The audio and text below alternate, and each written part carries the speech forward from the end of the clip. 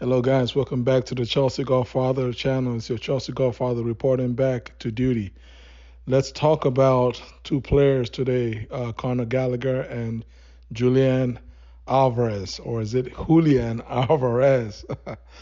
Guys, well, this is a Chelsea channel, so we have to start with our boy Conor, Gallagher. He's our own, product. He's been with the club since he's been like 7, 8 years old. He's one of ours. There's absolutely no, commitment issues when it comes to, Gallagher. You already know once he puts on that blue shirts, once he puts on his, blue shirt, his blue, jersey, he's gonna run all day like an Energizer bunny. He's gonna leave every last drop of sweat on the pitch.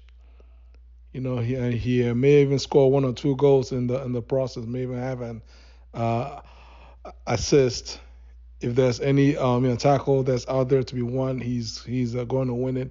And even the ones that are not any balls that are not there to be won, he's still going to chase those balls all the way up to the upper decks of the stand if that's what he has to do to give us a chance to win that ball. And so you guys already know, if you are a Chelsea fan, you know who Gallagher is. He's been our captain pretty much for most of the season. Given that our official captain, Reece James, as you know, usual, got injured, and he was out for most of the season. But luckily, for us, he got in, as I mentioned, James got injured. Chilwell, the vice captain, also got injured. Both of them were, knocked out for most of the past season. And Gallagher, Gallagher is just one of those reliable engines, right? Just all he needs is just a little bit of gas. Change the oil, and Gallagher gonna go all day. Reliable, old, reliable. And so obviously, having said all this, if you didn't know any other, background, then the question would be, why is Chelsea putting Gallagher up for sale, right? I mean, given that to a man, if you ask any player, any Chelsea or even non-Chelsea player, fan, sorry, any Chelsea or non-Chelsea fan who was Chelsea's best player last season, obviously the obvious number one is Cole Palmer. Cole Palmer. Cole Palmer is definitely number one, but then easily number two, regardless of how you feel or don't feel, our number two best player last season was Conor Gallagher. And so now the obvious begging question is, why Chelsea, why are we selling this guy? He is one of ours. I mean, this is our guy. He's our boy.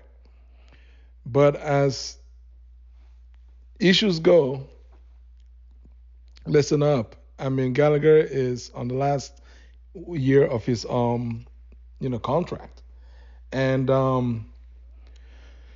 in a way, it's almost like the Mason Mount situation again, all over again. I mean, there's similarities in terms of last year of the contract, uh, academy product. In other words, there's zero questions in terms of the commitment of the players' loyalty towards the badge. I know we all had some issues with Mason Mount and whatnot, feeling at home in that Man U locker room. But the actual truth is, those two guys, all of our Cobham kids, you're not gonna doubt whether they are our guys, right? So when you're left on the deal, and because there's 1 year left on the deal, then the player holds the cards. That's just what it is from a business perspective, and that's why for me, I never was too obviously concerned about the way the Mason Mount thing went down. Because for me, when it comes down to 1 year left, right, then it's a business deal at that point in time, and mean that, listen, offers, I mean, opportunities must have been placed on the table to extend the contract. That's just the reality. The same thing happened with Mount. There was one or two opportunities for Mason Mount to extend his contract, and he respectfully rejected all contract extension offers based on what? On what he feels that on what he felt that his value was in the market. If Mount felt his value was well over £200,000 per week, and Chelsea, could not afford that, for better or for worse. And so, only one option, well, two options. Option number two is not really much of an option. Option number one is basically the option that was done last summer, which is put up the player for sale and collect the 60 million. Option number two is let the player run down his contract, and the player will go for free. Guys, if we take out the sentiments, we realize that in this situation with regards to Gallagher, we're pretty much at the same point, right? I mean, the clubs, the amount of salary that Chelsea is willing to pay Gallagher is a lot less than Gallagher will command in the open market. It's as simple as that. And if I was Gallagher's personal advisor, I will advise him to explore the best deal out there. Now, if he feels like, what, I'd rather turn down all the extra money due to my love for Chelsea, then that's his choice. But as it stands right now, he is rightfully going to explore, and so therefore Chelsea is rightfully has to put him on the market so that the club can get some money out of this deal. So as it turns out, the sales price for all interested parties to purchase Gallagher from Chelsea is £50 million plus, and we have up to 3 clubs right now that have shown interest. Obviously, you already know that Spurs, Tottenham has been showing interest since last season. And in fairness to Tottenham, I mean, Gallagher's going to fit real good to inside Angie's high line, high pressure tactics. It's going to be a perfect fit. I mean, sentiments aside, Gallagher will make perfect fit at Tottenham.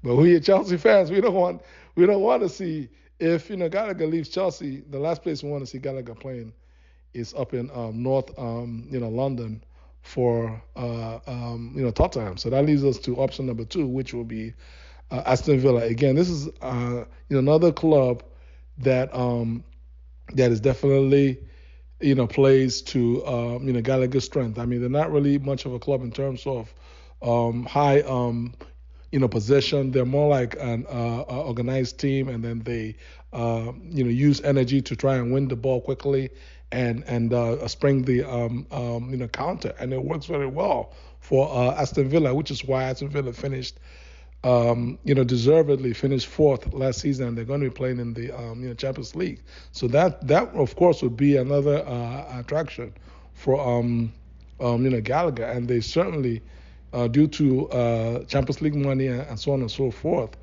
should be able to afford his wage demands.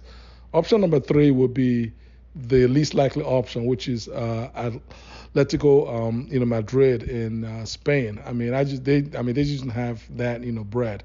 They don't have the 50 million, so we're just going to go ahead and cancel them.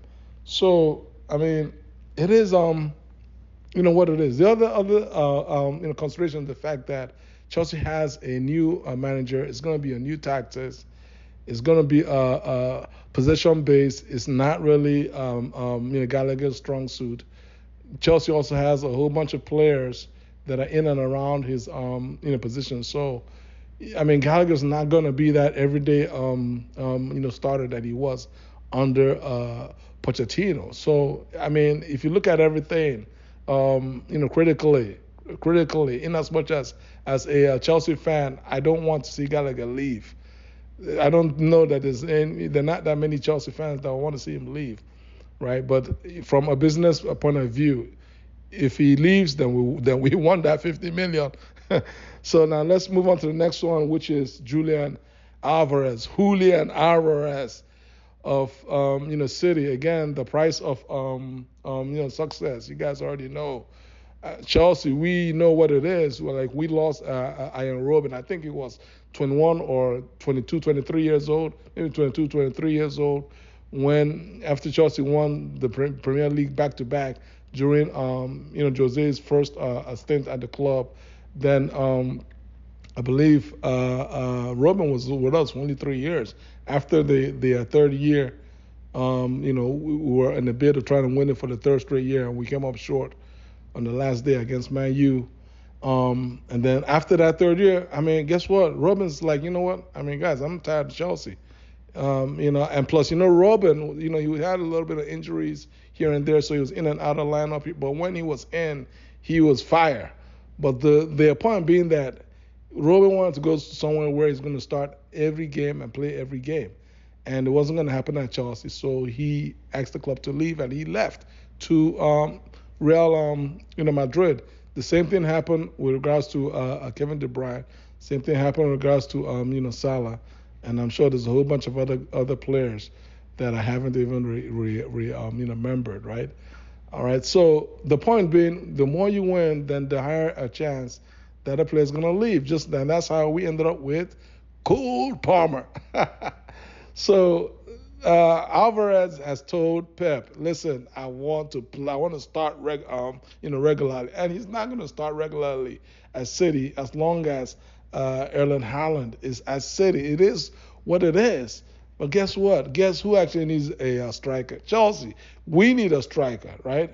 We need a striker, and the tactics and philosophy that Coach Enzo is going to implement at Chelsea is going to perfectly fit Julian Alvarez. So for me, it's a no-brainer. Now the issue then is price, because if he moves, you guys already know. I mean, City has Pep said, listen, if you go, we're not sending you out on loan. It's going to be a one-time sale, just like they did. They sold Palmer to us. It's going to be a one-time sale. So right now, I know that City is putting together the price, the asking price, and I mean, for me, anything no more than 80 million for Alvarez is will be reasonable. I mean, nobody's paying 100 million. I mean, in this market, those days are just about all but gone. Nobody's paying 100 million for anybody, but anything upwards of 80, like between 70 and 80, I think it's unfair. I mean, this is a player who was not a regular starter for City last year. Yet he has still scored at least 20 goals or more last season from all competitions. So and you guys already know we are lacking a finisher. I mean, any finisher right now is better than Jackson, because Jackson is not a finisher. He's horrible in terms of finishing. So that's where we as Chelsea fans hope I pray that somehow we can get Alvarez. But hey, there's no links yet right now, so do not hold me on it, guys. That's all I have for today. Leave your comments below, share this video, like this video, and subscribe to my channel. Peace out.